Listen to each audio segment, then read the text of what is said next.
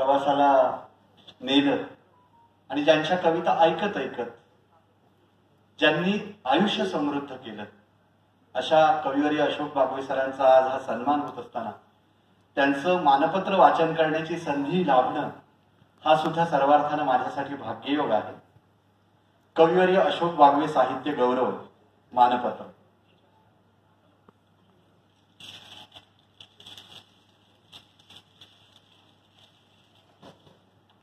आदरणीय प्राध्यापक कविवर्य श्री अशोक बागवे सर, गेल्या जवळजवळ 5 दशकांहून अधिक काळ मराठी साहित्याच्या दरबारात आपला वावर आहे आणि आपल्या रसाळ वाणीने आणि लेखनीने समस्त मराठी रसिकांवर गारूड केले आहे.